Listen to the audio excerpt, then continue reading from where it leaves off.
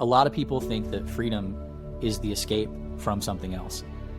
And so freedom is really the ability to do what you want when you want to do it and just live from that space of choice. Just realize that you're also worth it. You're worth it. Your family's worth it. Like whatever that energy is that you're hanging out with, like bye. You can say bye to that. You're worth it. I believe people are able to see those things, and I just can't imagine being in that situation and just the amount of fear that I would have with seeing that. Hey there, welcome to this week's episode of the Inspire Sessions. I'm your host, Ben Fisher, and I'm just so thankful that you're here. If you're a fan of the Mel Robbins Show or Diary of a CEO, you're going to love the Inspire Sessions, so stick around. Got a wonderful guest today. His name is Jarrad Hewett. To stay up to date on new episodes, make sure that you visit benfisherinspires.com. I also write a blog post about every single episode, kind of dissecting what we talk about. So make sure you check out those blog posts as well. We have a really cool guest today for you. His name is Jarrad Hewett. He's a best-selling author. He's a voiceover actor for Disney and HGTV. And he's considered a multidimensional energy expert. So we're going to find out exactly what that is. And I'm so excited to talk to him. So let's dive right in. Hey, Jarrad. How are you, sir? I'm good. How are you, man? I'm doing great, man. Thank you so much for being here, for joining me. I'm excited to learn about you, man. Like, fun fact for the listeners here, my wife actually introduced me to you, and you guys went to college together there in Oklahoma. I believe you're from Oklahoma. But I would love to start out, Jarrad, with you just kind of telling me a little bit about who you are and what you do. I know just on the surface that you are a best-selling author. You are a voice actor. You've done work for Disney and I believe HGTV. And you do some very interesting things. You talk about energy a lot and how we are all energy. And I'm so interested in that. And I want to get into a conversation about abundance and just kind of get to know and try to help people to understand what that means, you know, that we're all energy and you know, how to attain abundance in life and what that even means. So right. Please, thank you again for being here. Let me know, who the heck are you, man? Well, the easiest bio line is just, I'll give you this. I am that I am. But no, seriously though, I think for everybody, the biggest thing, and we'll kind of lead into this in a minute too, is like, you know, people talk about being present and what that means. And I can share some of my background with you too in a minute. For a long time, I was running, man. I didn't want to be in this body. I didn't want to be in this skin. I didn't want to be really here at all. And so that created a lot of hardship.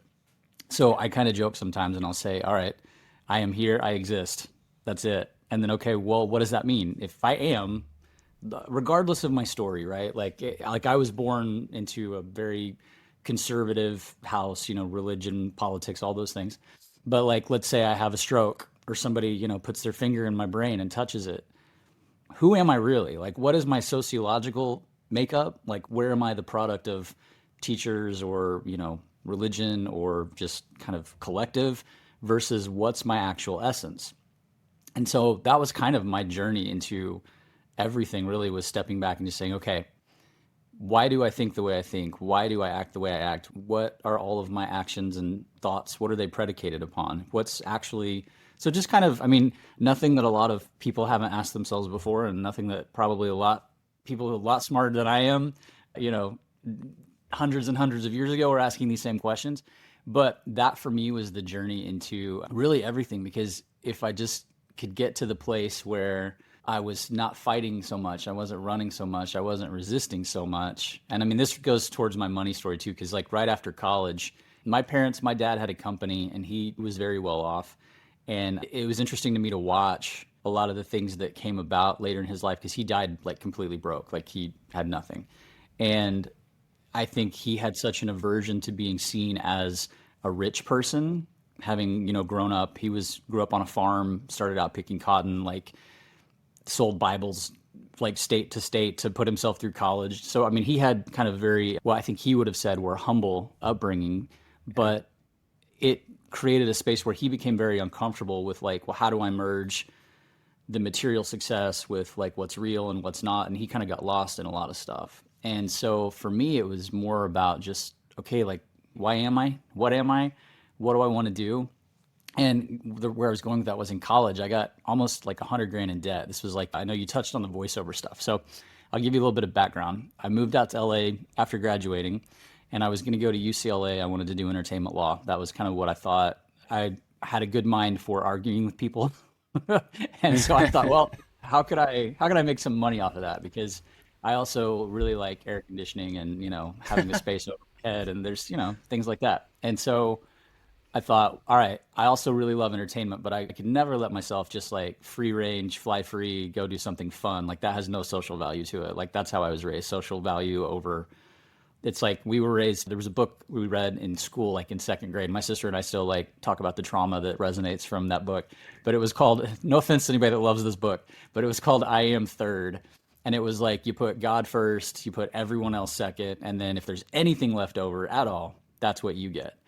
And that's kind of how our family worked. And so I thought, all right, well, I can kind of trick them into still thinking I have some value if I'm an attorney, but I'll also give it an entertainment spin. And so I got an internship at Warner Brothers. And one of the things that I got to do while I was there was just talk to an older gentleman. His name was Mike Bell, still is Michael Bell. And he still is. But he at the time was doing, I think, Rugrats. And he had been in a whole bunch of stuff that I grew up watching. So just in kind of talking to him about whatever else he was working with and what he was there for that day at the studio, he said, oh, you've got a good Midwestern sound. I can't really hear too much of an Oklahoma accent, but he's like, I've got a casting director friend that, you ought to go talk to her. And that was something that everybody had encouraged me to do, was to kind of try various aspects of the industry so that like once say you're an agent or you're in programming, that you understand kind of the flow of the talent and how everything works. So I met with this lady. Her name was Carol Kimball. Her name still is Carol Kimball. She's a great lady. Hi, Carol, if you're watching. And just through a whole bunch of synchronistic events, which kind of goes back into like, I kind of got out of my own way and invited in some new possibility. My roommate from college went on to work in the mailroom at what was then William Morris, what's now William Morris Endeavor / TKO Group. And he was representing a lot of the aging stars at that time. And one of them was a lady named Della Reese, who was a very, very big gospel singer all through 60s, 70s, 80s. And then she had a show called Touched by an Angel that was really big, I think in the 90s. Oh, yeah. And I grew up watching that, man. I remember that. Yeah. It was, we watched it religiously. No pun intended. Right. Yeah. Her and Roma Downing. And so Della was one of his first clients. Well, Della wound up being the godmother to Carol, who was the casting director. And so I ended up going to church with them. She had like a metaphysical church. So it wasn't so much, it was more of metaphysical understandings of, it's kind of like Gnosticism is a slight way to put it. So through all of that, I wound up getting an interview over at William Morris because Troy was also dating the girl in the voiceover department. And so they brought me in and they said, yeah, you're great. And I got, my first big job was White Castle. And so we don't have those, they didn't exist in Oklahoma and we didn't have them in LA either. But apparently they're everywhere else. And so I got that first check for White Castle, and I was pretty much just out of college, and it was $85,000 for a month. And that job, I know that job, I was probably in the studio 20 minutes in and out. Oh my God. They did a whole bunch of like 10, 15 second or just little tags for their TV spots, but they recorded their whole TV roster for the whole year. I think it was like 27 commercials. It was what they call Class A, so you get paid more for that use. But they recorded them all for the year, and then I would just get holding fees every like 12 weeks because they kept buying them back, and then they'd go up like a certain percentage. So I was just like, well, this is dumb. I'm not going to law school. I'm doing this. Like, if I can sit here and be like, when the crave overcomes you, I will talk to people about hamburgers or whatever it is. And but then so a guy came out. There was let's say his name is Joe Vitale, who runs right now. I think he's the president of the Napoleon Hill Institute. And he had just done The Secret. That was like a big book in maybe 2004, I think. It was like Oprah's first book club book. It was like it sold like 78 million copies. And he was going to do a talk show, and I was going to do the voice for his talk show. Or that was the premise anyway. It never kind of got off the ground, and I don't think he enjoyed his time in LA. And so he just decided like he would have had to move to LA to do that show. So he was like, I'm going to stay in Texas. And he was in Austin. So I think he was one of the sort of pioneers of moving to Austin, 30 years ago. Anyway, he said, hey, there's this new thing called ebooks. And I know just from talking to you, you're really into metaphysics. My background was I got a degree in English because that was the only class that started after like 10 a.m. and I didn't want to wake up. So I could do it. And they didn't keep attendance. So I thought, well, I can be depressed and anxious and stay at home all day and still pass my courses. So anyway, he said, if you're ever interested in writing a book, let me know. I'd be happy to endorse it. Well, lo and behold, like a few months later, there was a writer's strike. And that was basically the advent of reality TV back then. That was about, I think, 06, 07. Yeah. And so that's where I started writing. And because I got into about $100,000 in debt because of that, those checks dried up. All of a sudden, we weren't allowed to work. Those checks stopped coming. I had spent like they were going to just be there forever. So there were a lot of great lessons along the way, but also a lot of like, oh gosh. And I remember my parents saying, well, you know what? Take out student loans and come back and, go back to OCU in Oklahoma and get a law degree. And I actually said no. I went to the mall and I went to J. Crew and I got an application because I want to keep my days free for voiceover. I want to keep them free for the things I want to do. And if that means that I'm working nights selling ties, I'm going to do that. And I remember they thought that was the stupidest thing. Everybody said, hey, claim bankruptcy. You're never going to pay that off. And my attitude at the time was, I spent it. Why can't I make it? Yeah. Maybe a little naive, but also for me, that was more of like an integrity issue. It was just like, I don't care if I have to pay it off 5 years, 10 years, I'll figure out a way. And about the time, I'm condensing it down. This was about over the course of like a year, but I remember I was in Colorado at the time and I was walking out and I had gone to like this retreat. This guy was going to offer me a job, do like energy stuff in Palo Alto. And then that fell through. And so I'd gone out there to meet with him. And while I was at the hotel, I was just like, no, this is what I'm going to do. Like, I don't care if I have to go work at J. Crew. No offense. I mean, like, if you work at J. Crew, great store. But I was like, that's what I'm going to go do. Like, I'm going to figure out a way so I can pay my rent at the very least. Like, they're just bills. They're not going to eat me. Luckily, we don't live in a country where, if you owe somebody money, they can come and put you in debtor's prison anymore. Yeah. So I just thought, you know what? I'm going to be grateful that I had it. And as soon as I made that commitment, I walked out the door and my phone rang and it was my agent. And he was like, hey, you just booked Toys R Us. Congratulations. And this was back when Toys R Us was like, doing everything. So that was to me like the start of, and then I went from there and just kind of probably within a year, I had paid that money back. And I just decided I didn't want to be in an industry that was that volatile anymore, or at least rely on that. And so instead of kind of having to go through other people, I started finding ways where I could do it through myself or creating work or doing things like that. And I wish I would have had the foresight to like go be funny on YouTube 20 years ago or, Vine or whatever it was back then. Cause now social media is a whole thing, but yeah, there's 12-year-olds making, $1 million a month right now. And I'm just like, what am I doing wrong? You know what I mean? I feel like I have a lot that I can learn from you. And I love the fact that it's, you're into metaphysics and you mentioned some things that I'm very interested in too. You mentioned Napoleon Hill. And I know that his book was really profound to me, Think and Grow Rich. Obviously was an amazing book. And that kind of was the basis of The Secret, which you talked about. And it's really just this thought of, think it and it can come true, think it and believe it. And there it is type deal. And I would add to that. And this was a part that they took out of The Secret because they interviewed a lady named Esther Hicks for the original version. And they decided it was a little too woo because she was saying she was channeling like a group of, whatever. But the aspect that she touched upon, I think, was one of the more important ones. And they do talk about it in The Secret, but it's like even with Napoleon Hill, one of the things, he would do. Are you familiar with the ladder experiment? Where he would tell everybody, no. It was basically like, tell yourself you're not, and this was like in the 50s. So I guess maybe people were on ladders more. Maybe not. We're going to all find out. Yeah. He would say, tell yourself for a minute a day, 3 times a day, and I'm totally botching the story, but it was like that you're not going to climb a ladder. You're not going to climb a ladder. You're not going to climb a ladder. And it was like somewhere I can find the statistics. You can Google the story. It's like one he told a lot. But he would teach these people just, say it over and over. You're not going to do it. You're not going to do it. You're not going to do it. But just, it wasn't the fact that you were saying you're going to do it. You're not going to do it. But by I'm not going to do it, there's not as much attachment to like, oh my God, am I going to do it? Am I going to prove it to myself? Am I going to be able to do it? It's just like, no, I'm not going to do that. Like, of course I'm not going to do that. And all of these people, one by one, found themselves like finding a need to get on a ladder. And so he was just showing kind of the magic of how our thoughts can subtly influence and start to permeate and then create the background.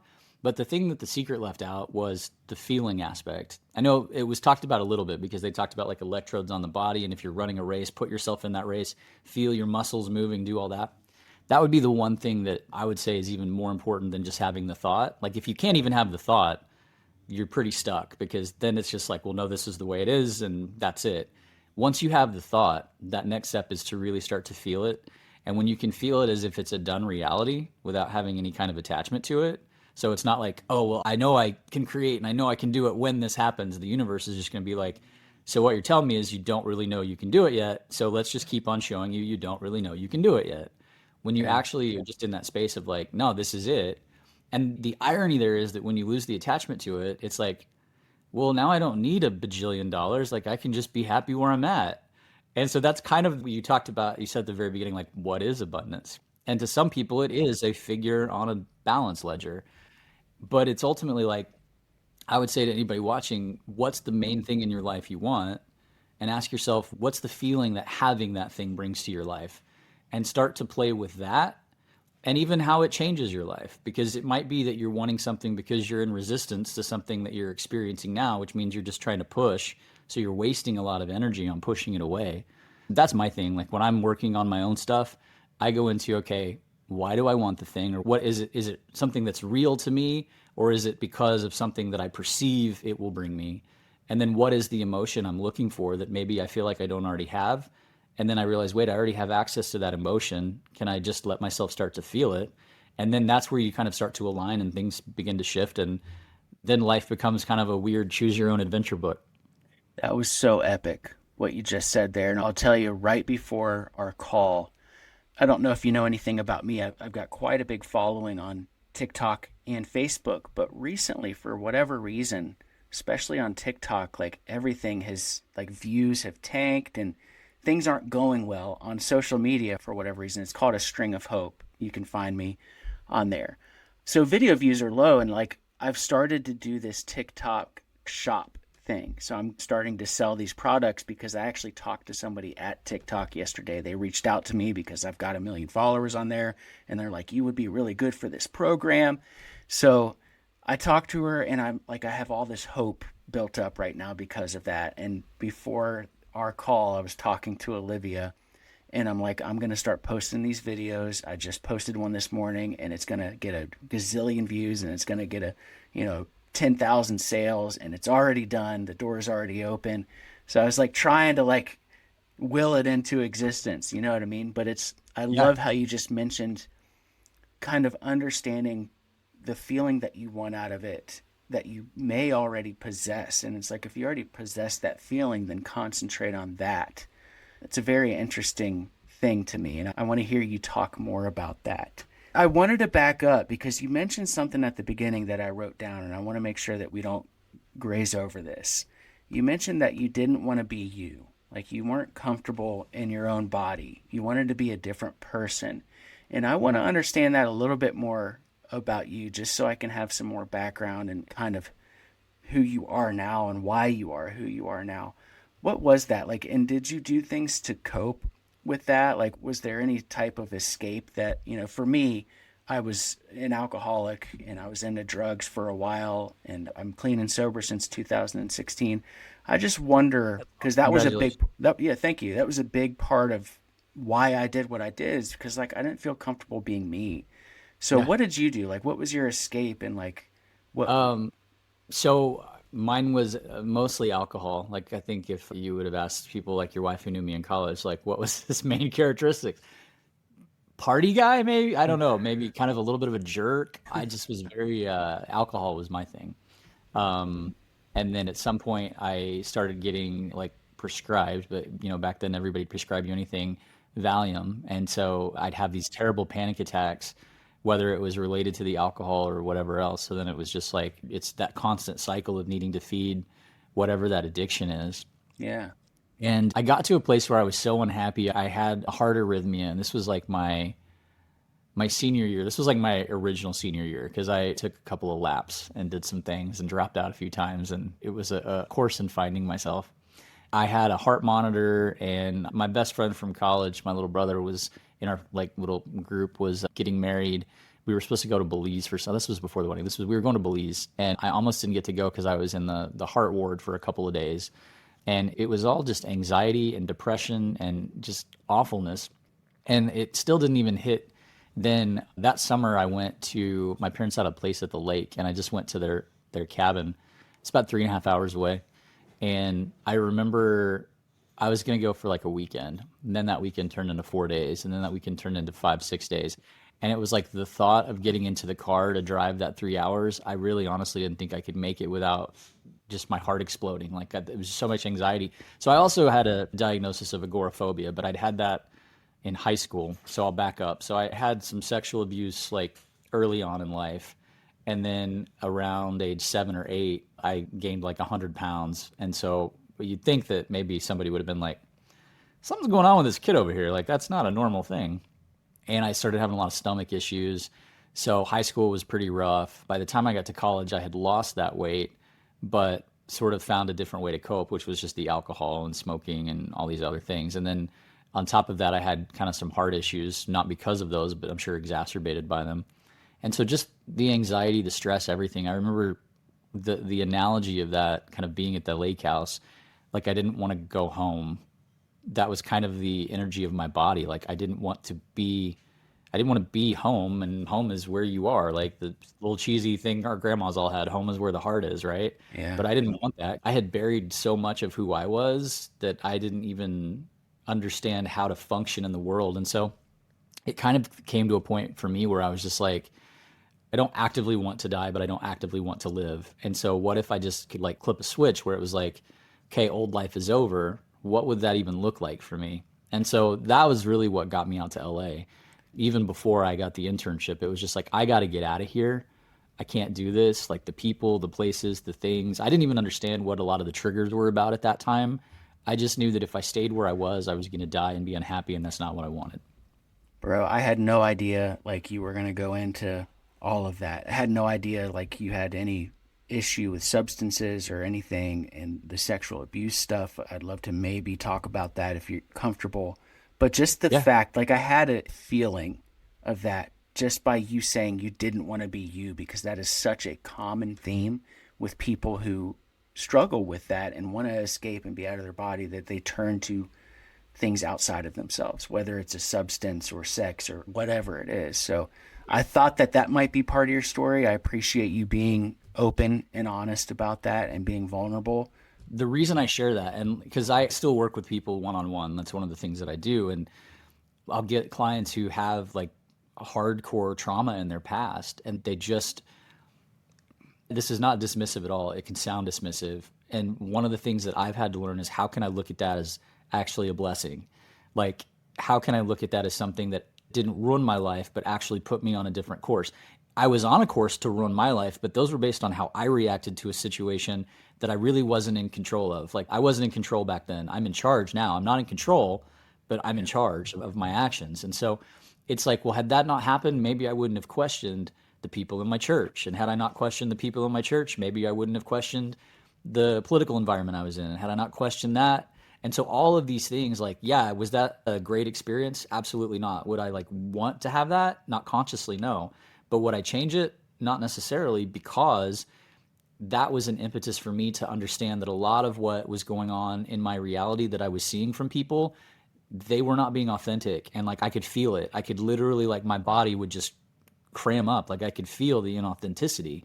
And so I had to figure out, once I got to the place of being aware of that, how am I going to find a space that I can be authentic? And the first part was just like, I got to run away. Like I got to get out of it.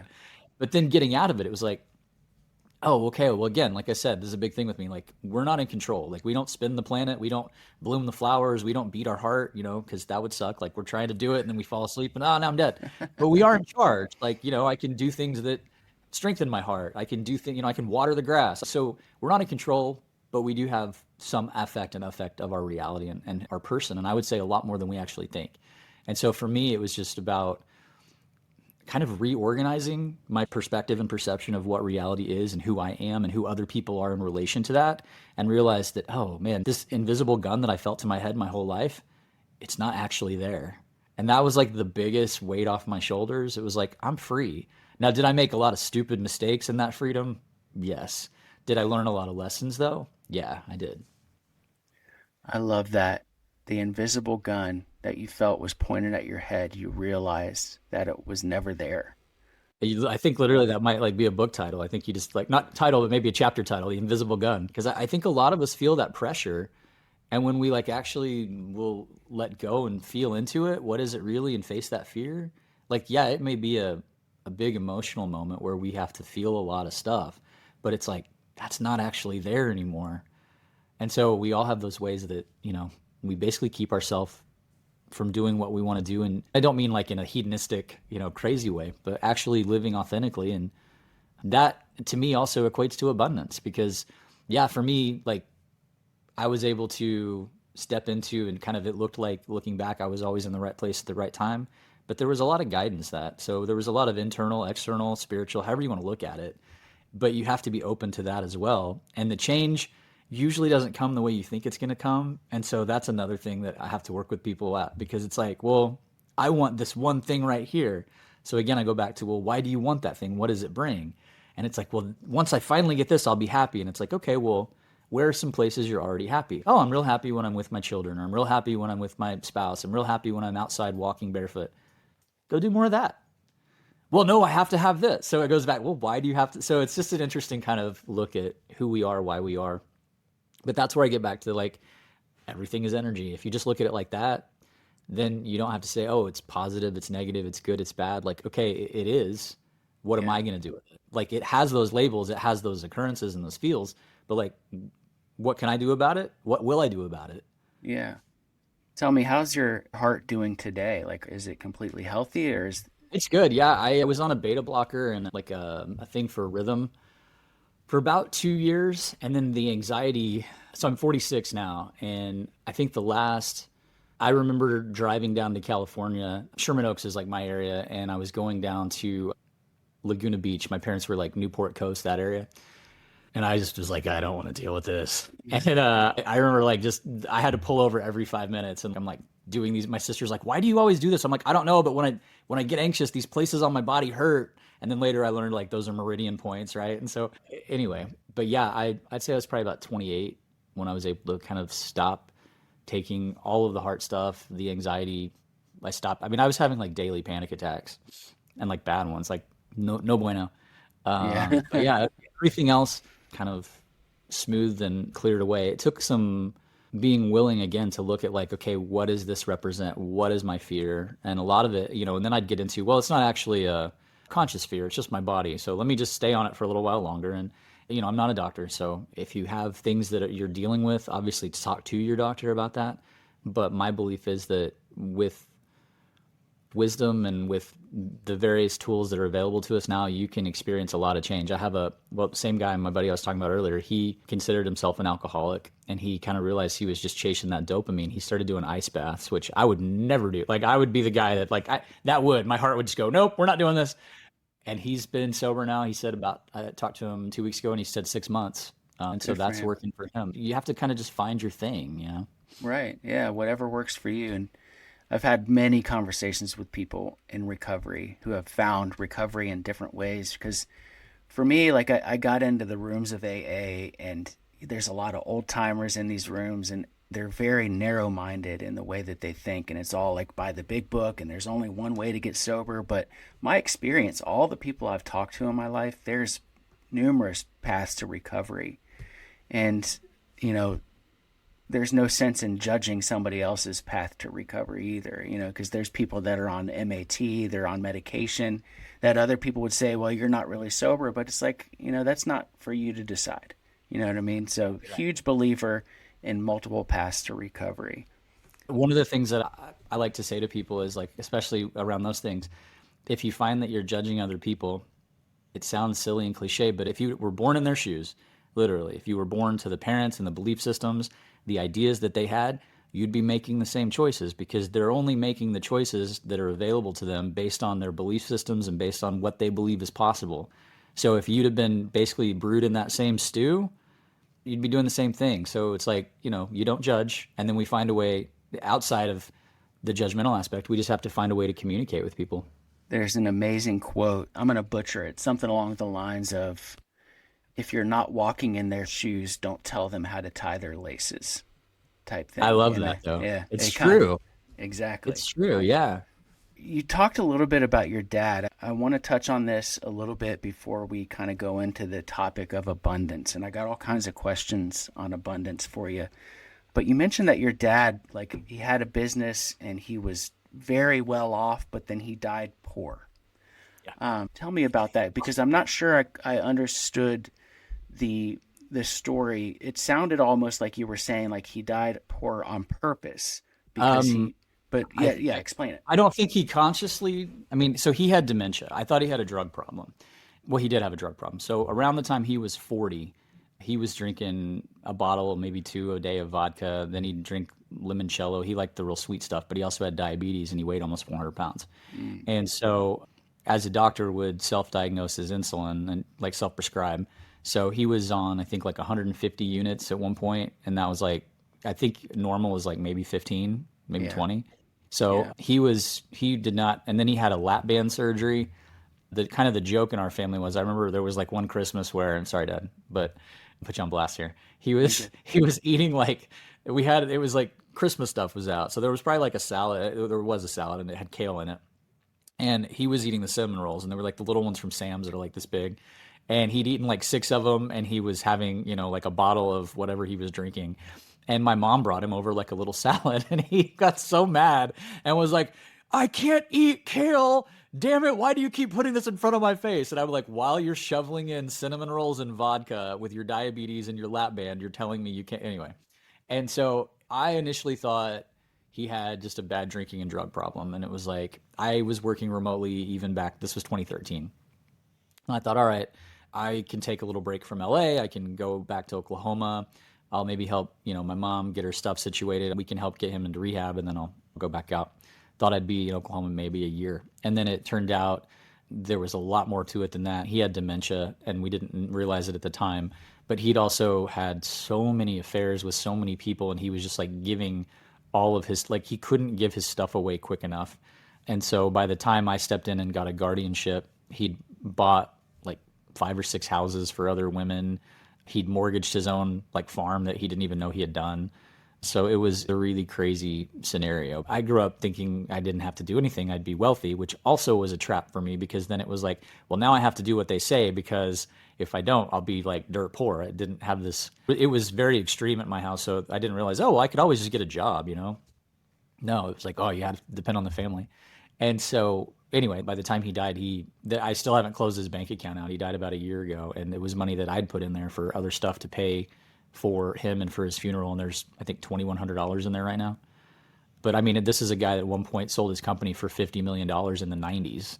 So he could have had a lot of money. Wow. That's incredible. Now you also mentioned that your family was pretty religious, right? Through researching you and looking at you, and you mentioned it at the beginning, the whole I am thing. That sounds very much like a biblical thing from the red letters in the Bible type thing. And I want to understand the connection there, because I'm not so sure that what you're saying is tied to the Bible and Jesus. It sounds like it's kind of a different thing completely, but I want to understand. I would say like the red letters, I usually always agree with. Yeah. But as far as the church and stuff, I mean, I just didn't. So that was kind of my first major in college was going to be history, but I really loved philosophy and I loved religion. But I liked it because I liked understanding, they slipped this thing in here 1,000 years ago because there was something going on that they needed to deal with and squash, and they couldn't just come out and say, so let's say God doesn't like it. And now we'll, so kind of learning the history of even how the Bible was put together. And I have nothing against organized religion. I just think that sometimes it can become a crutch where people fall back on things that have been changed so many times, and they don't maybe understand the ways they were changed or how they were changed. So when I said I am, to me, it kind of goes back a little bit to that in Exodus, but it's not. It's like I said, Della had more of a metaphysical church, more of a Gnostic church, which was just the idea that, that God is everywhere, everything, that kind of Einsteinian approach of like, it's a Gnostic gospel, but that split a piece of wood and there I am. Just the idea of, and I'm not talking about like a white guy in the sky with a beard. I'm just talking about the universal force that makes us all up, that connects us all. I believe in that. I've said to my parents before, because they're still like very hardcore. My grandmother was sold to a Pentecostal preacher when she was 12. She ran away at 16 and married a Southern Baptist preacher. And so our backgrounds are kind of Pentecostal Southern Baptist, but like the hardcore footloose, like no dancing in church, grab the snake. If the snake bites you, you're a bad seed, that kind of stuff. And so it was that kind of stuff. And just growing up, I was like, what is this? But at the same time, like, please God, don't let me be one of the good ones. And at the same time, intrinsically feeling like, wait, but I've also done all of these terrible things. And how can I? So for me, it was more about understanding just people who are every single walk of life, every single religion. They experience miracles. Like, they wish for things, they pray for things, they have hopes granted, they have wishes granted. So that kind of, to me right there, just said, well, maybe it's not so much about the words you use or the person that you're thinking about, but more about just the energy that you're putting out there. And there's maybe something a little more encompassing. And that was sort of like, we talked about roads to recovery. For me, that was a great one. It was a way where I was able to open up and say, okay, what do I find in my own experience? Because I also, like, growing up, saw dead people. So according to the book of Daniel, like, I'm a prophet. According to the book of Exodus, put me to death, like chop my head off. Right. Very, very confusing, like conflicting messages. And like, I remember talking to my mom about it, and she was just like, terrified. But at the same time, my great grandmother did it. Her grandmother did it. Like, it's kind of a thing in my family, but I didn't know that because my mom was just like, I'm not sure if we're going to get to abundance today, buddy. When there's so much to unpack here. You got to cut me off. I know. Sorry. No, it's wonderful. I'm not saying that because you're talking too much. I'm saying that because you're throwing some heaters out there, and I want to make sure we touch on them, because that was a huge thing you just dropped there. You said when you were young, you saw dead people, like the movie The Sixth Sense. I see dead people. I assume by the way you say that you don't see them anymore, but you used to. Can you tell me, what do you mean by that, where you say you saw dead people? Explain that to me. I'll give you, this is like the great example. I may have used this in one of my books and talked about it. There was a lady that owned, it was like a fitness facility, but they had this like really cool astronaut machine that would like flex your body and do all this stuff. And so I was on that, and her name was Pam. And so I remember one day I'm over there, I'm just kind of staring, and like, let's say Pam is like right here. I'm kind of looking right next to her, and I'm just staring. And she came over, and like, I kind of shook, and she goes, what are you looking at? And I was like, oh God, she thinks I'm being a perv and like I'm watching her, work out or do something. I was like, oh, nothing. I'm sorry. Nothing. And then she goes, no, what are you looking at? And it was like, so just there that I was like, I'm sorry. There's a kid there that has like blood and there's glass all around him. And I'm sorry. And she just started crying. It was the 1-year anniversary of her 17-year-old son's death. He was thrown through the windshield of a car, and that's how he died. So for a long time, the way I would see things was, because I wasn't open to having like a dialogue. Like, I was like, this is like evil. Get away from me. People would show up kind of how they died, or in a way where if I described it to somebody, they would be able to be like, I know exactly who that is. As I got older, I kind of realized that think of it like the universe is a billion different, more than that, a billion different TV stations, and we're the remote, but we're also like the thing that we're watching. And so I just kind of learned to maybe turn that down a little bit. It still comes up every now and then. Like, I don't enjoy going to funerals because sometimes there will be other people around. Okay. So yeah. I don't want to use the word crazy, but I want to use the word crazy because it's like, I just can't imagine. I'm saying that because it's like, I believe you, right? I believe people are able to see those things, and I just can't imagine being in that situation and just the amount of fear that I would have with seeing that. Alcohol and Xanax and Valium, it got really bad sort of right when I left home to go to college. And so that's where I was just like, just drink till I pass out, and when I get up, drug myself up, because I don't want to see other people's stuff. I don't want to see anything. I don't want to, just get me out of here. Man, there's so much to your story, dude. We're going to have more than one conversation. I'm telling you that. Well, I can spin it back into, not spin it, but like wrap it up, back into, that was a big part of me realizing, again, it's all energy. Like, I want to believe that when I die, I just go to heaven and that's it. But maybe there's more, because I'm having a lived experience of it. So people could just be like, oh, he's just a dude that needs some bipolar medication. But my lived experience of that is, no, these are real things that other people have, like Pam with her son, like that's a real, okay, that's how he died. That's how he's showing up. This is what it is. And so I've had enough of those experiences in my lifetime where I'm just like, cool, now I'm totally fine with it. But back then I didn't have a clue how to present it, how to talk about it, how to even touch upon it. But, and I think again, had I not had maybe the experience earlier on with somebody that was in the church and being molested, I don't think that I would have ever learned to really question, like, well, wait a minute, if it was people like you that wrote that book, maybe there's some things in there that are true and maybe there's some things that aren't true. And maybe, at some point you just kind of, you go, okay, I'm open, but I'm open to just the goodness of life. I'm not going to hide out anymore. And however it shows up, it shows up. Tell me a little bit about the sexual abuse. Give me the background behind that as much as you're willing to talk about. How old were you? If you don't mind telling me, Yeah. who was it? So I was 3 at the time, and it was my great aunt's. This is a weird, the family dynamics here. I'll briefly touch upon that in a minute. He was a Pentecostal preacher as well. And it happened in a situation where we were in the pool and he was doing things and inserting things. And there were other members of the family like out in the yard. And I remember specifically like crying and like trying to throw water and like get away. And I remember my aunt, who I loved at the time, was like, if you don't stop that, you're going to get spanked. Go back over there and play with your Uncle Sidney. And I was just like, fuck. Right. Like, what do you do? Right? You're 3. What do you do? Like, you're just like, I don't understand. There were a couple incidents, but that was the one that like even just like the hair on my arm stood up just saying that.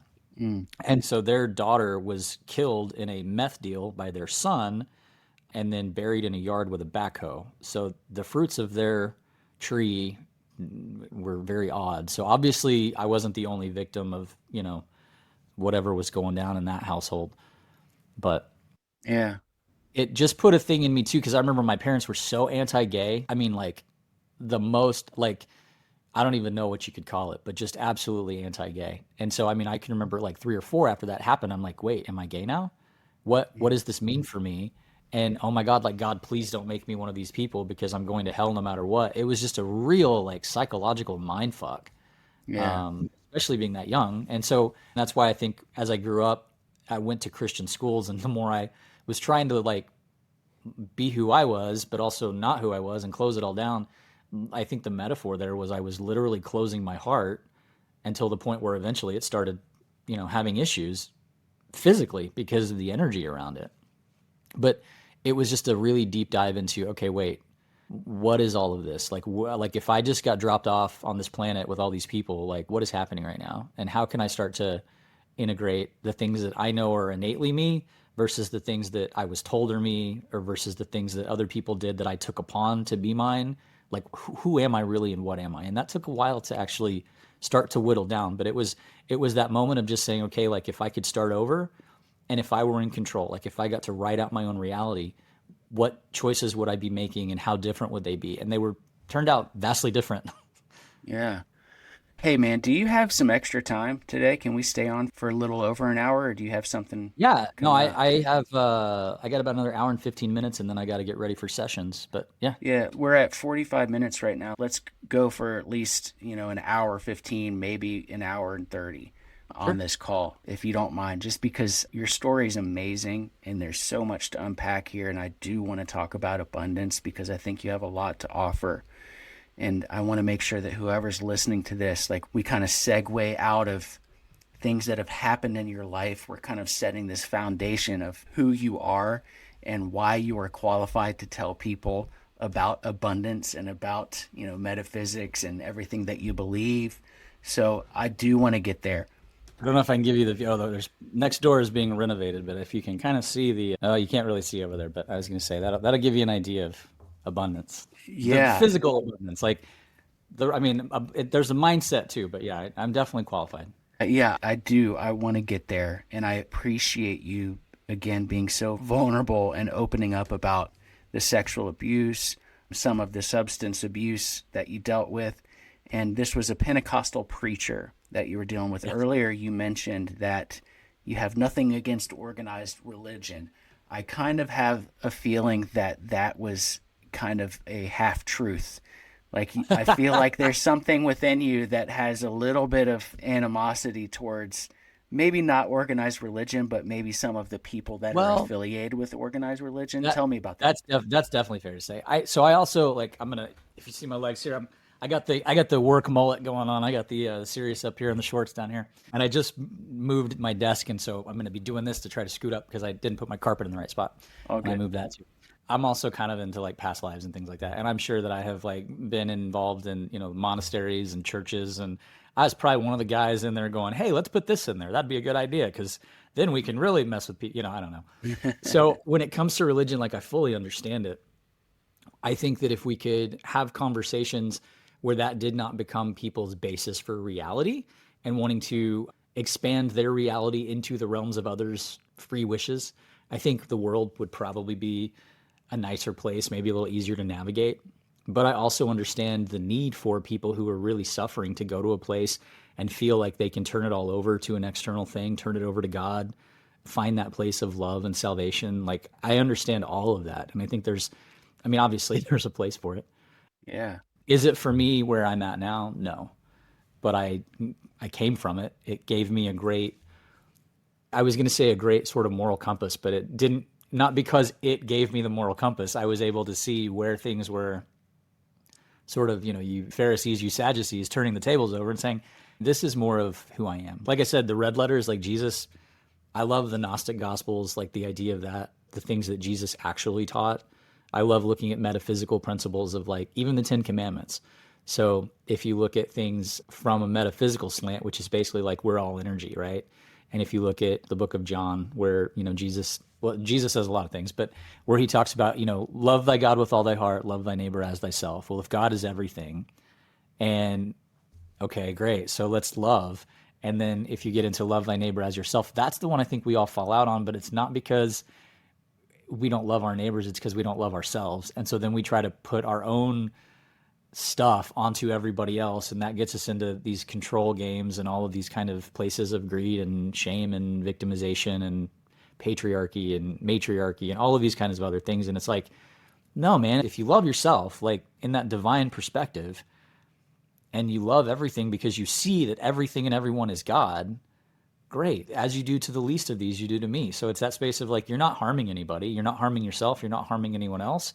Let's start at that as the basis point of what divine love is, and then build on it from there. So to me, when I think about religion, there's a lot of really great stuff in it. I just think the presentation could maybe use a kick in the ass. Yeah, I agree. I've had some rough experiences with the church. For 8 years, I was a musical director, a worship leader at a secular church. And dude, that is what I wanted to be as a kid because I loved guitar and I loved music. And I thought, like, I'll go be a music minister.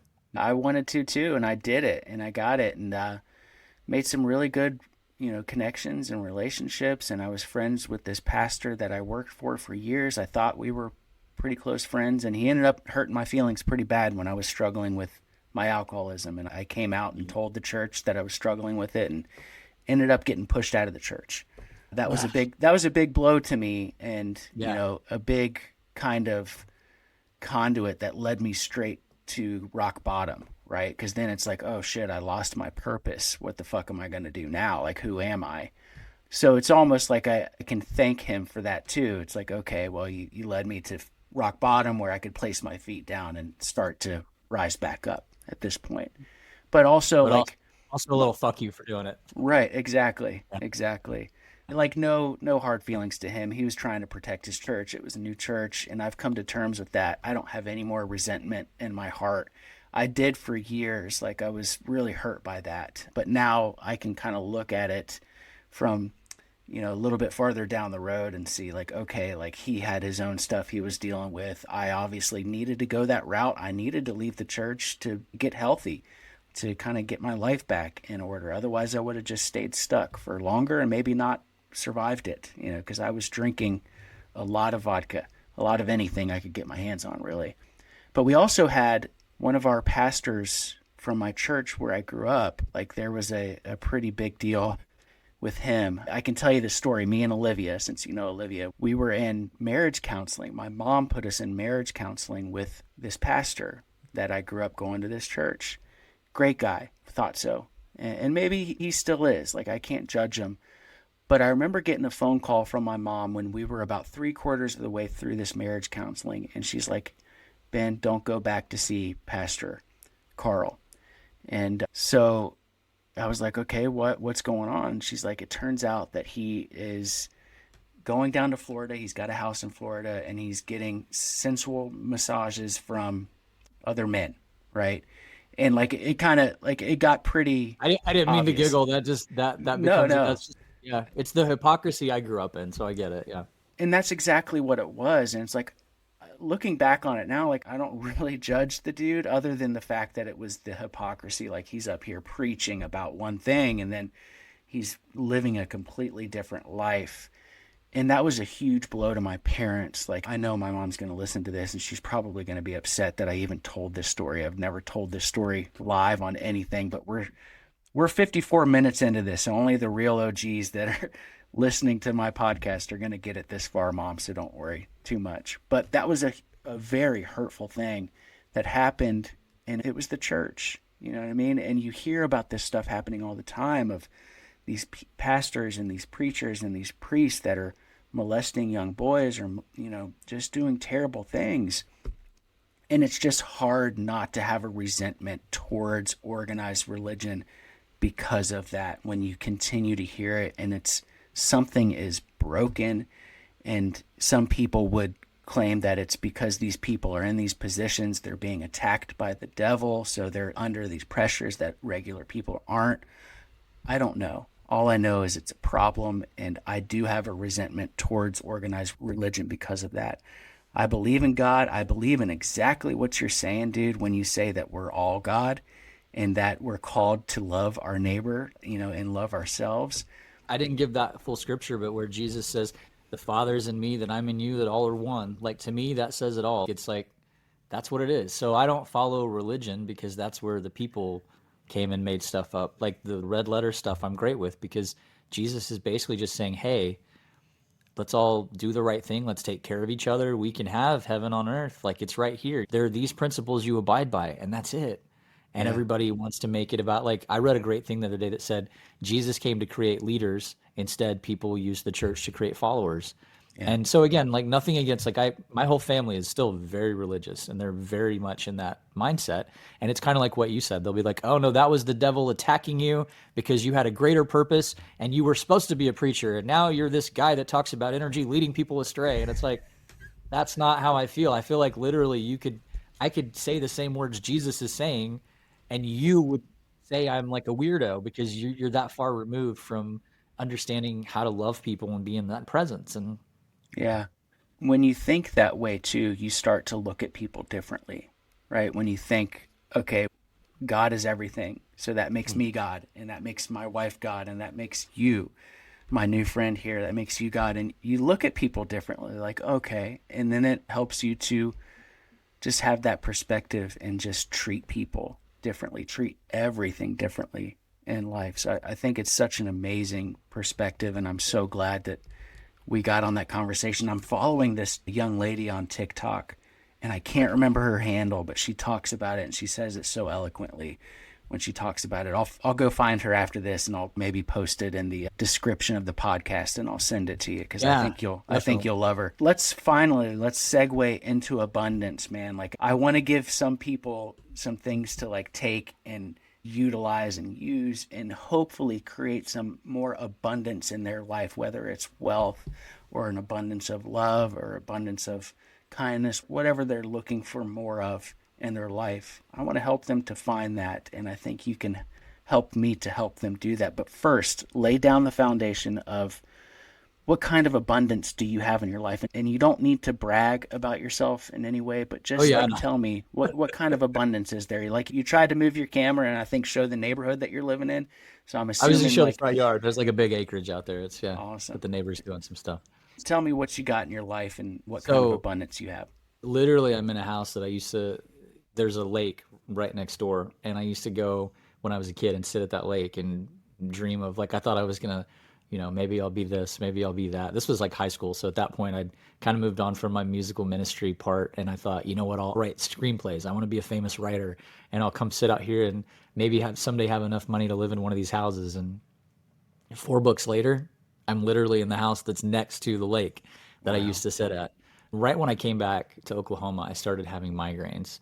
And I've learned a lot about what that is like metaphysically, spiritually, but also just like barometric pressure. And when one of the nights I went to the emergency room and they gave me, I think it was just like an IV of Benadryl. And I remember I looked at my dad because he had taken me there, and I was like, I understand why you do drugs now. This is amazing. And he was like, he used to be the head of the hospital, so he was so embarrassed that I said this. But I was like flying high on Benadryl. And I came home and a thing went off on my phone because I'm not usually like, I've got this giant love thing above me. I'm not usually that flashy. Like, I'm usually in a He-Man t-shirt. Like, that's what I'm going to show up in. All of my friends are like, when we see Hewett, he's going to be wearing one of about 9 different like wrestling themed or He-Man themed t-shirts. I'm just not that like a showy person. And my dream car was always a Bentley Continental GTC convertible. Like, they have this midnight blue. It's just this gorgeous. I remember being in LA with nothing to my name, and I'd see that car driving down Rodeo, and I'd just be like, someday. And it's just funny the way the universe works, right? So I'm at the hospital. I've just had this shot. They tell you not to like sign any documents or do anything for 24 hours. I'm like, yeah, whatever. I get home and my phone goes off. Now, I had set an alert like 8 years earlier on, I think, cars.com for this exact Bentley. And I'd never in those 8 years ever had that pop up. Like, that night it popped up. I woke up the next day and I had paid cash for this Bentley, and I let it sit in my garage for 6 months because I was like, I cannot drive this. People are going to think I'm an asshole. Like, I can't do that. So I got to work through some of my own actual stuff that was still there. But that's like, I'm in a space now where if I want to do something, I can do it. It's not like in a showy way. It's just like, I get to live my dreams. I'm a toy collector, like action figures. And I remember I posted one time, I said, my parents told me when I grew up and made my own money, I could do anything I want with it. And then I like showed my little action figure room, and I was like, and that's what I do. And so for me, it's abundance is, I'll put it in the scope of freedom. When I talk to people about abundance, I say a lot of people want abundance because they think it's going to be freedom. But a lot of people think freedom is escaping from something. And so if that's your mindset, where freedom is an escape, you're still living in duality and you're still pushing against from a resistance space. So if you can realize that freedom is just the ability to do what you want when you want, and again, we're operating from that baseline of divine love is you're not harming yourself and you're not harming anyone else, right? So we'll throw that in there. There's an ethical guideline here. Then it just becomes cool. Like, what do I want to experience in my life? Where do I want to travel? I was in Germany I love Christmas. Like, I'm a huge Christmas fan. I like the trees and the stuff, right? Yeah. So I went they have these famous Christmas markets over there. And I was with some people, this was in 2019 in December, that had just come from Wuhan, and I got real sick. And the next stop was going to be Amsterdam. And I remember walking through the Picasso Museum, I think. And I was like sweating and like about to pass out, but I was like, I want to see all these works of art. And I just thought I had like a bad cold or something. And by the time I got back to the hotel, I was so sick. I changed my flight. I flew back first class. Never done that before. That was like awesome. But turned out I was like one of the patient 0, with COVID. Wow. And I had a lot of people would have been like, well, our ticket isn't here. I don't have insurance. I got to wait a few more days. So it's just kind of, I feel like I'm very blessed to do the things that I want to do, but also like I love my work. I love talking to people. I love helping people. And so from that perspective too, it's like, yeah, I have to like get up, and some days I don't want to get out of bed, or some days, it's like, it's going to rain. My elbows can feel it. But going to work, like I get joy out of that. And so the day is more focused on joy and sharing that joy than having to make a living or do things or things that are going to put up resistance and put up blocks and things like that. So to me, that's abundance, is just being able to live authentically and enjoy your life. Say that quote one more time of the freedom. You mentioned something at the beginning. Yeah. So a lot of people think that freedom is the escape from something else. And so freedom is really the ability to do what you want when you want to do it and just live from that space of choice. But to understand too that you're always in a moment of choice. Even when you're reacting, even when you're having all of these things go on in your life, you can always come back to, okay, but is this what I want to choose? Like, what do I want to choose in this moment? Absolutely love that quote. I think also when people listen to this podcast, you're going to get blamed for the American version of COVID, just so you know. I know. You- I've talked about it before, and I'm like, I got stopped in customs because they thought I was smuggling stuff, and I'm like, man, am I the one guy that brought it back? But I think going back to like that last week of December, first week of January, people were already getting sick in New York. So I mean, I'm gonna Okay. hope that I wasn't like patient zero in reality, but I know I was pretty darn close, and I apologize. I didn't know it was COVID. I wanted to clear that up just so like people don't come after you, like, because that was a rough time. I still think we're going through a rough time. Yeah. For some reason, I don't want to say that COVID broke us, but I really think that something happened and we're in the middle of this like just energy shift that's going on. I've said before, like, and I even said it back then, I didn't even realize it was COVID until about 3 or 4 months in when they could test for antibodies. And they were like, oh yeah, this thing that you're now on, like inhalers that I hadn't had to use since I was a kid. They're like, this was that thing. You have that. But I told people, back then, if we don't learn our lesson, we're going to repeat it. And I think in a lot of ways, we've just kind of been stepping into a repetition at a larger level of what happens when systems break down. I know there's a lot of people that like are like, yeah, break it all down. But you got to realize like there's a reason things are in place. And yeah, maybe there's not a lot of good in some of it, but we got to find the good and then build on that good rather than just burning it all down because we all share this planet together. Yeah. You mentioned that a lot in my research of you. You say that everything is energy, and we've talked about that numerous times in this podcast. Everything is energy. So in terms of abundance, what does that mean in practical terms for somebody who's struggling with money? For a listener that's struggling with money, they feel stuck right now. What is that word? Everything is energy.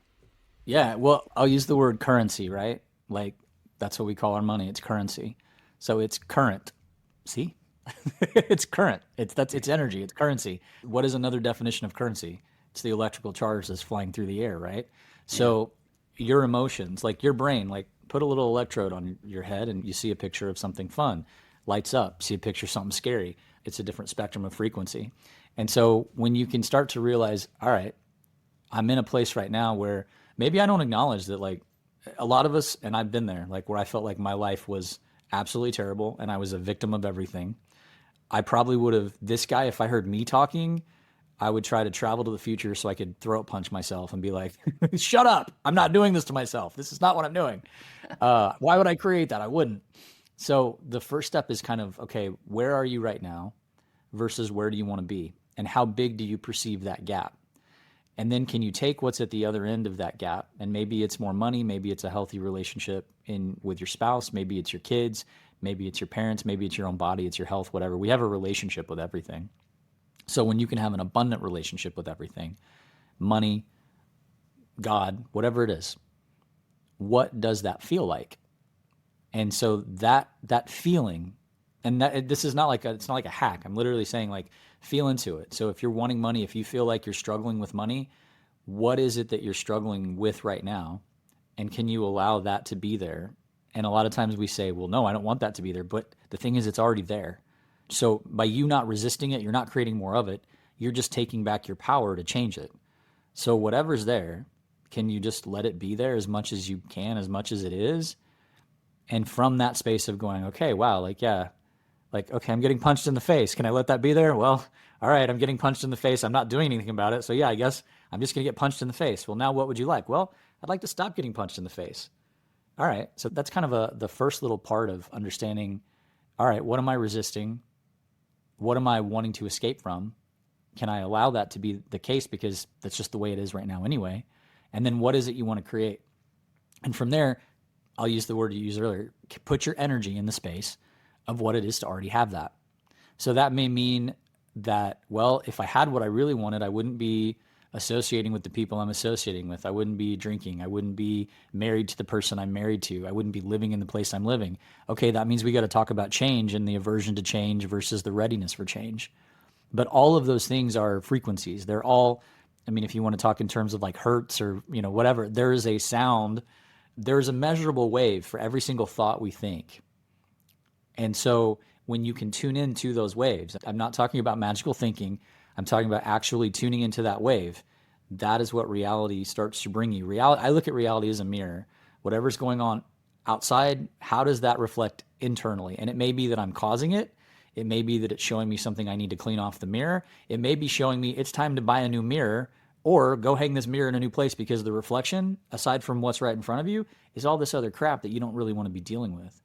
But when I say everything is energy, that's it. You can look at my hand through a high-powered microscope, and depending on the focus, you're going to see some cells, then you might see below that. But if you can turn that power up as far as you can, there's just space there, and you're going to see it. It's going to go right through.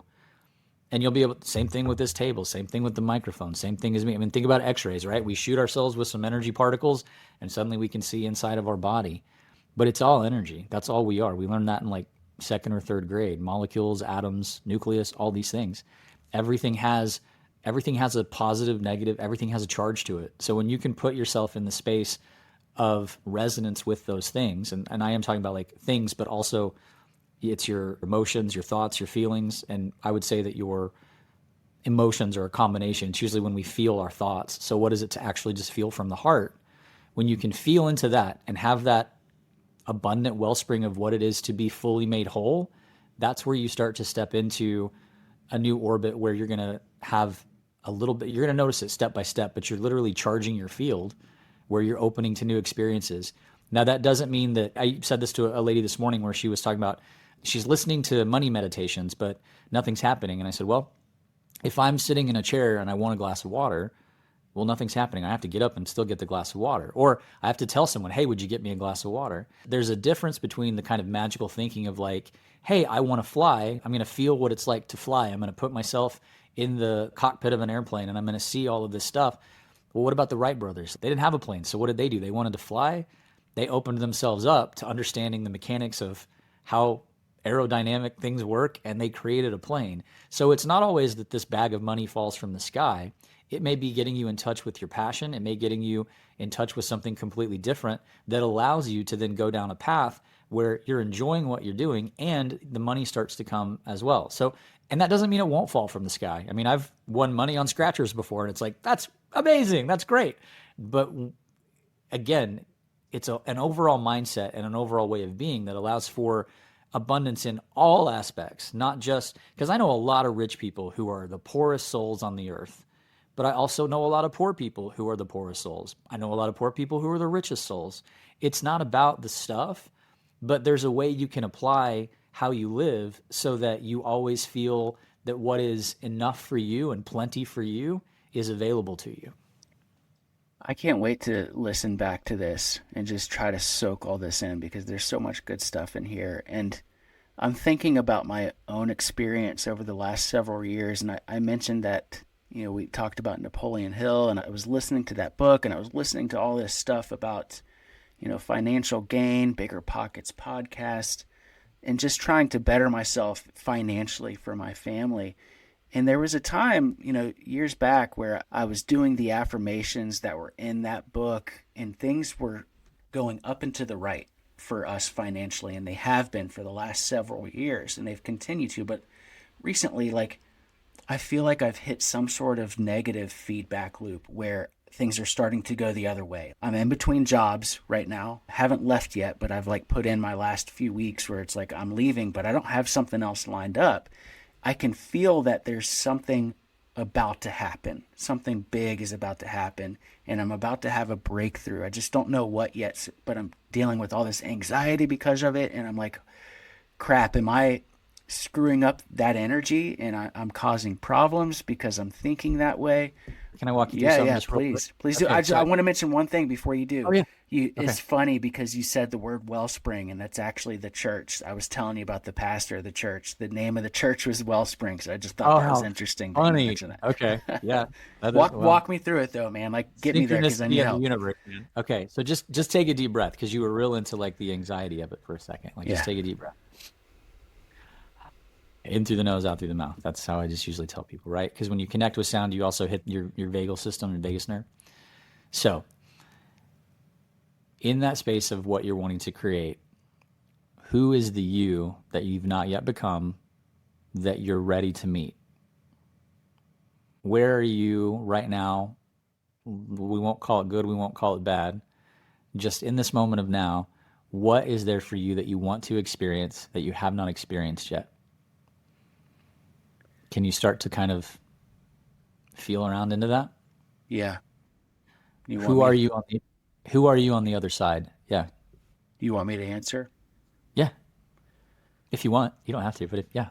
Yeah, I mean, what comes to mind is I really want to be able to create video content that makes me feel good, but also helps other people, and have that bring income in to provide for my family so we could travel more and spend more time together. Because right now, I feel like I am taken away from my family just by how much work that's going on. And I want to be able to spend more time with them. I want to be able to spend more time in my garden growing food. That's what I want. So, can you add to this mix in terms of energy? I always think of things like, okay, it's a soup. And if the stock is there and I'm there, like we're all contributing to that overall flavor. So to that, can you add to what you're going through right now that you are creating actively right now in a way that your mind may not understand how? You're creating a future for your family where you guys get to eat the vegetables out of the garden. So like feel the fun of picking the vegetables with your family, eating those vegetables, traveling, being at the beach, being in the mountains, being wherever you are, laughing and taking video content and showing other people it's possible. And let go of any of the guilt that says like, oh, how come I can have this great life, but other people can't? Because they can. It's just they're going to have to go through their own steps and their own process to get there. So can you add to that the praise for yourself for making the choices that give you and your family that lifestyle of freedom? And then to that, add the awareness that, oh, this is just right now, I'm experiencing the story of how I got to where I want to go. This is in 5 years where I look back and say, that was the moment that I chose. And all that fear and anxiety, of course it was there because I didn't yet understand fully consciously where I was going to be. But from that space of you in 5 years, can you look back and go, God damn, that dude did it. He walked through it and he did it for himself. He did it for his family and he did it to create the life that he wanted. Well done. Yeah, And like, feel that. and I can feel it, and I'll tell you why. It's because I've done that actually a couple times in my life. You know, I mentioned where I'm in recovery now.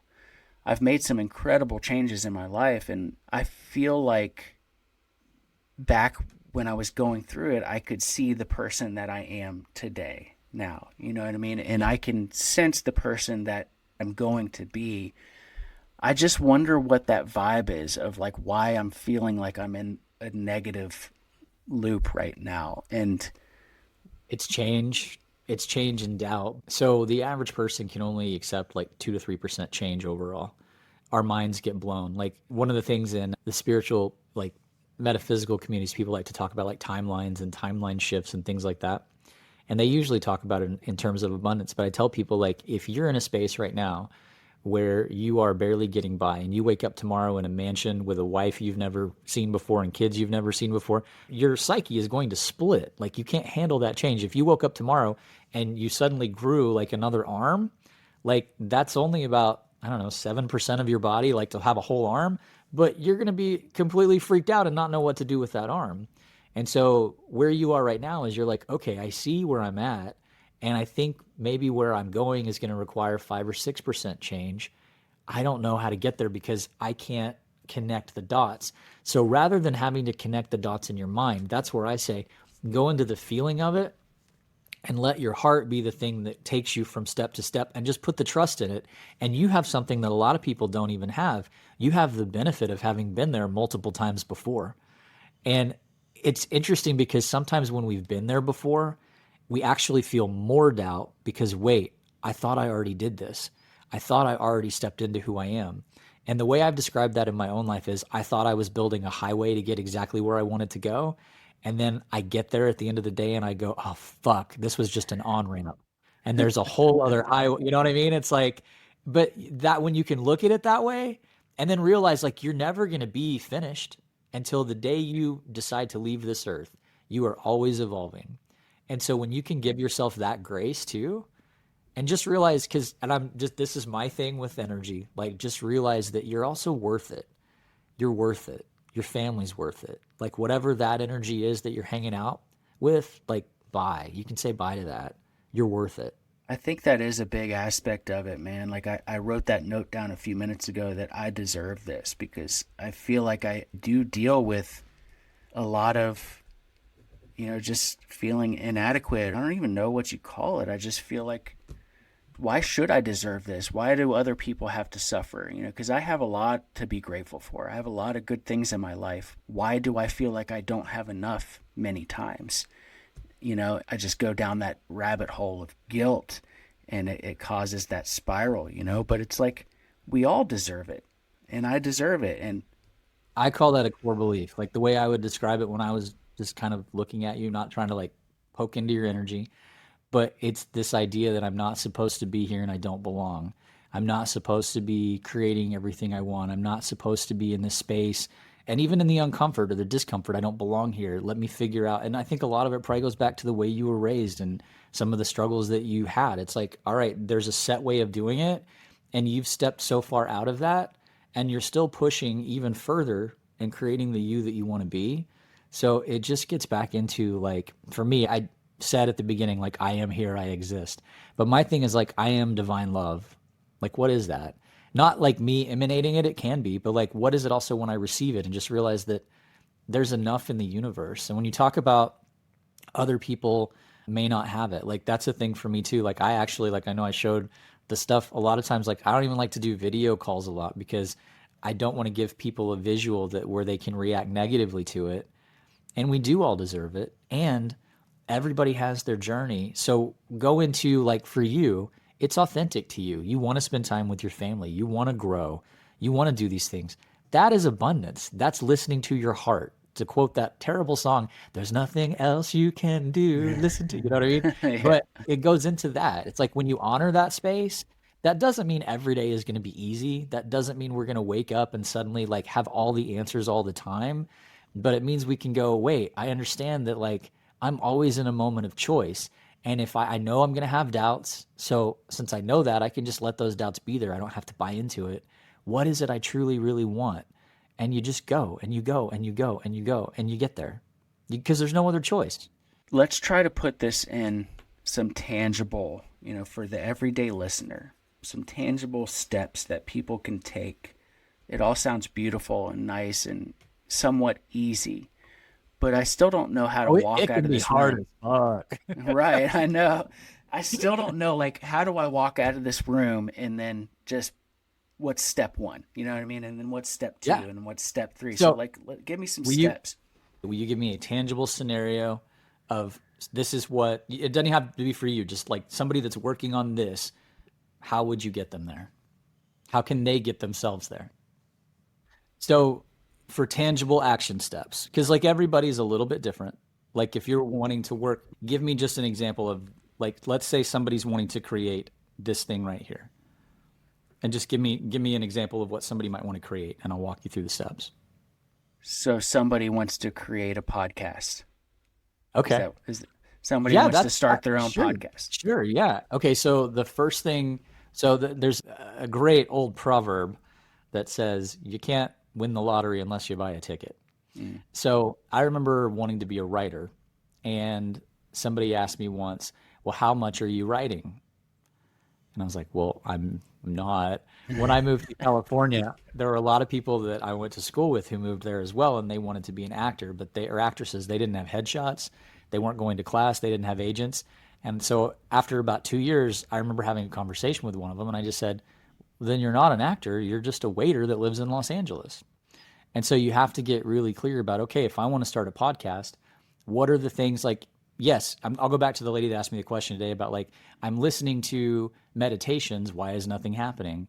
Well, what are you doing to create the podcast? So with a podcast, you might start out by doing a little research and finding out, okay, what microphone do I need to have? What do I need? Do I just get something and start? And then I'd say, yeah, just start.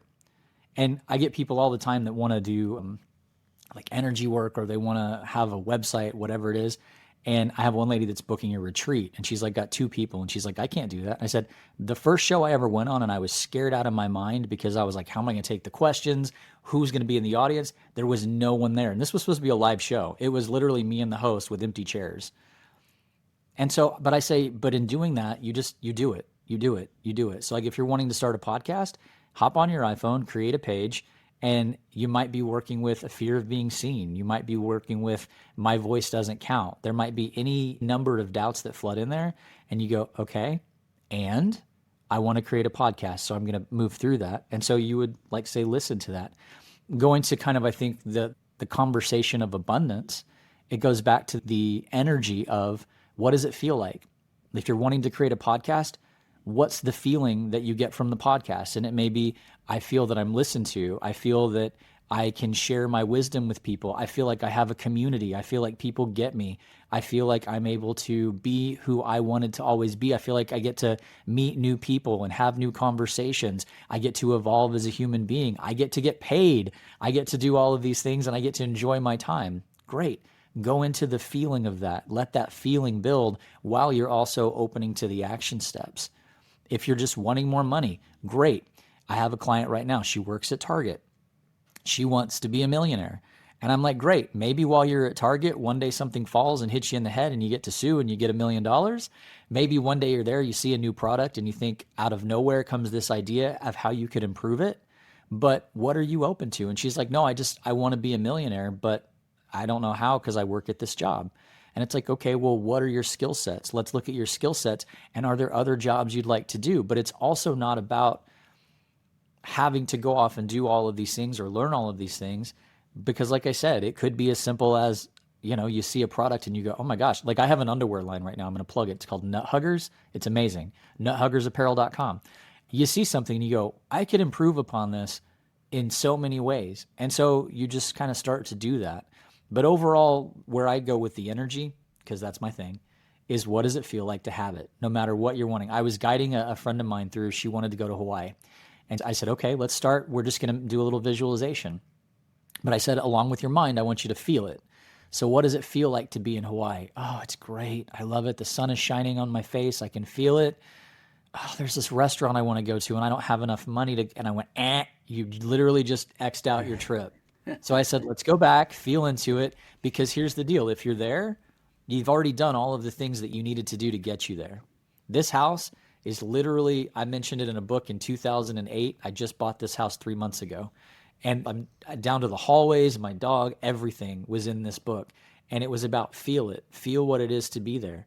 And I had to keep going into that space of the heart. So going back with her, it was like, okay, what does it feel like? And I'm talking about, this was when I had no money and I'm in, an 800 square foot place in California. And I would hang pictures up of the decor, of the things that I thought, this is what I want. And I would feel into what that was. When I was working with getting a car, I had the same car I drove in college for 14 years, but I really wanted a bigger car. So I would pretend like I was getting into a bigger car and I'd feel what that was like driving in LA in a bigger car. You have to feel it. To me, that's my biggest thing. So when I talk about energy, I'm talking about everything having a vibration. And when you feel something, you start to enter into the realm where your vibration and the vibration of whatever that is begin to bring each other together and form consistency in your life. I love this conversation so much, man. And I love that you brought up taking action.